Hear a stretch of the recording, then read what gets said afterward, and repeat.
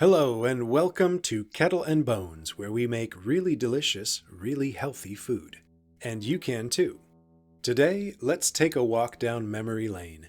We're circling way back to the early part of Series 1 when we were experimenting with some of the possibilities for these great low-carb, keto-friendly wraps we had just made. And I said this. You can buy canned or jarred enchilada sauce, of course, but I've noticed that, like so many other prepared foods, they often contain extra sugars, starches, and preservatives, so this sauce is one that I made myself. It actually turned out really well, really spicy. It's essentially a little chili powder, dry roasted in the pan. You could use our chili paste too. A little oil, some other spices to taste. You know what? Let's do an enchilada episode. We'll do one. Pinky promise. We'll do the wraps, fillings, sauces, finishes, A to Z. So keep your eyes peeled for that.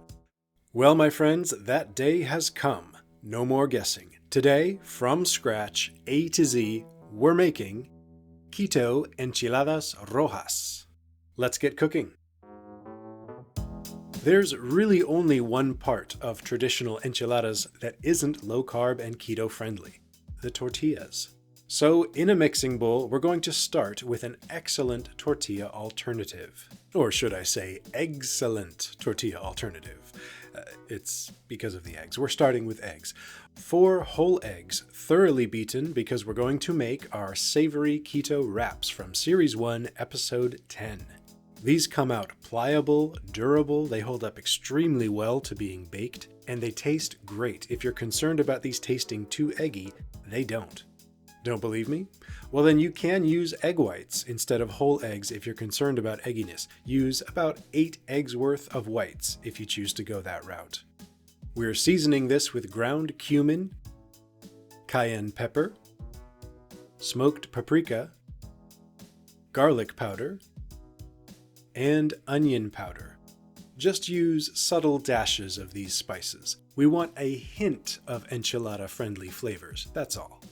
Next, we're adding about half a teaspoon of baking powder. That's about 3 grams. Give that a quick mix, and now in goes about 3 to 4 tablespoons, roughly 18 grams, of lupin flour. If you made our original recipe, savory keto wraps, before, you might recall that we used coconut flour the first time. Coconut flour gives you a terrific wrap, no doubt about it, but it does impart a mildly coconutty aroma. It's not at all unpleasant, but since lupin flour has very similar moisture-absorbing properties to coconut flour, we can use it to get a wrap that is entirely savory. I'll put a link in the description below the video to my lupin flour of choice, but if today you only have coconut flour in your kitchen, go for it. The last thing we need to do with this is to thin it out some. Just a little splash at a time, add some room temperature water, and continue to mix. All total, I added just about half a cup of water to this. This batter can sit to the side to rest for a few minutes while we set up our tortilla wrap production line. We need our burner, a non-stick flat-bottomed pan, that's the right size for the wraps we want. For enchiladas, we want taco-sized tortillas, so I'm using an 8-inch pan, and we're on medium heat for this.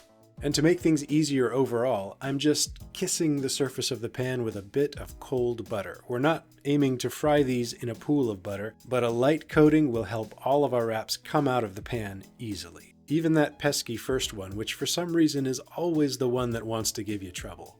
I know this ladle very well. We've been together for a few years now, so I know that filling it almost to its brim is the right amount to fit this pan. You may have to experiment a little bit to find just the right amount for your pan. We want a thin, light coating. If you've ever cooked homemade crepes before, this should feel familiar. I'm going to kind of breeze through the wrap production process since we've done this together before, but if you want some more detail, including tips, tricks, and specific techniques for cooking and flipping, as well as troubleshooting some of the more common issues that come up, then I recommend you pause here and check out episode 10 of Series 1, Savory Keto Wraps, to become a real wrap artist. Here's an example of the kind of thing. Okay, here we go. It's Kettle and Bones, and yo, I'm here to say, we wrapping up some keto enchiladas today. You know, the carbs, No. preservatives, No. the proteins and fibers and healthy fats. Whoa. It's the KETOWRAP. Low carb for you, sucker. When you're craving them ladas and you know you can't fight it, pick up a wrap and put some filling inside it. What? And with a little practice, your wraps can be as tasty as mine. We got 6 wraps from the 4 eggs, 3 tablespoons of lupin flour, and our other dry ingredients. So you can use that as a guide if you feel you need to scale the recipe up. These wraps will keep for several days in the fridge, and they're great for all kinds of things, so don't worry if you make too many. Okay, next up, we need a spicy, flavorful red enchilada sauce. In a saucepan, this time over low heat, we start with some avocado oil, enough to cover the bottom of the pan. We're now going to roast some chili powder. I have here equal parts Ancho chili powder, Guajillo chili powder, and regular old plain chili powder, which is usually made with cayenne pepper, for a total of about 3/4 of a cup of chili powder. You don't have to use this blend exactly, there are thousands of tasty pepper varieties out there, but I really like this combination. I'll drop a link in the description below if you're interested in picking up these chili powders specifically. This goes into the hot oil, and we have to keep this moving. Once again, we're over low heat. If you scorch this oil and chili mixture, you'll have to start again. Next, we're also going to roast some tomato paste. I'm adding about 3, maybe 4 tablespoons. Once again, this is one of those recipes that we're going to taste and adjust as we go. If I want more tomato flavor later, I'll add more. When the tomato paste has had about 1 minute to roast, in goes roughly 3 cups, that's about 710 milliliters, of chicken stock or broth or bouillon in water, whatever's handy. Next, let's add a few shakes of onion powder and garlic powder. As this slowly gets up to a low simmer, let's talk about protein. Chicken is a classic enchilada filling, so I have a boneless, skinless chicken breast here. Now, to avoid this drying out and to infuse this with some extra flavor, we're going to cut this into uniformly thick slices and braise them right in the sauce. The chicken gets some chili flavor, the sauce gets a little chicken flavor. It's a win-win for sure. Make sure every piece of chicken is sitting right down in the sauce, and when that comes to a simmer, cover it and let this go on low heat for 10 minutes. 10 minutes later, our chicken breast pieces are done, so let's remove those to a bowl to cool for just a few minutes. Our saucepan is going to stay right where it is so that it can simmer, uncovered, until the sauce gets nice and thick. If you promise to be good about regularly stirring this, you can kick this up to medium-low heat. While that's happening, I'm going to shred the chicken into enchilada-friendly sized pieces using 2 forks. When the sauce is thick enough that you can draw at least faint trails in it, or when it coats the back of your spoon, that's a good thickness. Now it's time to taste. Really good flavors all around. It just needs a sprinkle of salt to enhance everything. This would also be the moment to add onion powder, garlic powder, additional chili, paprika, if you feel that it needs it. Yes, that is it. With our sauce completed, it's now time to assemble our enchiladas. Let's bring all our ingredients out, including a blend of shredded Monterey Jack and cheddar cheese. And as always, please shred your cheese from a block. Don't use the pre-shredded packaged cheeses. I'm also going to hit our shredded chicken with just a little more sauce, so the finished ladas have a lada chili flavor, both inside and out. Let's also add a few shakes of oregano to the chicken, Mexican oregano if you have it. Assembly is fairly quick and easy. Each wrap gets a generous helping of cheese, and enough of our zesty, saucy chicken to roll into a nice flavorful tube that goes into a waiting baking dish. Once our dish is full, you know what we forgot to do? We forgot to sauce the bottom of the dish first. Let's do that now. We want these soaking in a puddle of sauce as they cook. Excuse me, let me just get in there. Hi, how you doing? Just get that in there. Okay. The top also gets thoroughly sauced and cheesed. We want a layer of hot, bubbly, melted cheese on this that would make a tray of lasagna swell up with pride. With just a bunch of cheese in place, This is going into a well-seasoned, preheated oven at 350 degrees Fahrenheit or 177 degrees Celsius for about 20 minutes or until that big, beautiful top layer of cheese is melted and maybe even a little crispy around the edges. While we're waiting, let's whip up a quick topping for these.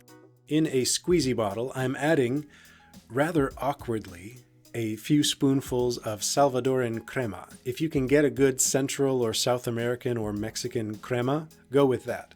Otherwise, sour cream will work. And to that, I'm adding the juice of half of a medium-sized lime and a few pinches of finely chopped cilantro. Give that several shakes to mix everything, and we have a quick, easy, restaurant-quality cilantro lime crema. Checking back in on the ladas in the oven. Ooh, look at that cheese undulating. Almost looks alive. Don't be afraid to kick up the heat if you need to for the last few minutes to get a really nice bubbly cheese crust on top. Mine took just about 20 minutes exactly to achieve this. Because cooking and food in general is such a subjective thing, I really hesitate to throw around words like right and wrong. But this is the right way for enchiladas to look. These are correct. Give these about 5 to 10 minutes to rest, and then let's get these on the plate. I'm always impressed at what a great job these keto wraps do at filling in for a corn tortilla, texture-wise at least. They don't add a corn tortilla flavor, of course, but the tortilla is not the star of the enchilada show anyway.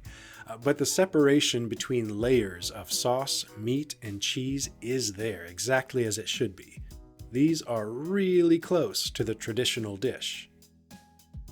Let's top these with a drizzle of our cilantro lime crema, and for aesthetic purposes, maybe a little more chopped cilantro to add some green. And there we have it, Enchiladas Rojas con pollo. To quote the acclaimed Latin American poet, actor, author, and explorer Dora Marquez, delicioso. Stay with Kettle and Bones for many, many more low-carb and keto-friendly recipes from all across planet Earth's culinary spectrum, including many more innovative ways to use these keto wraps. But for now, just enjoy your Keto Enchiladas Rojas.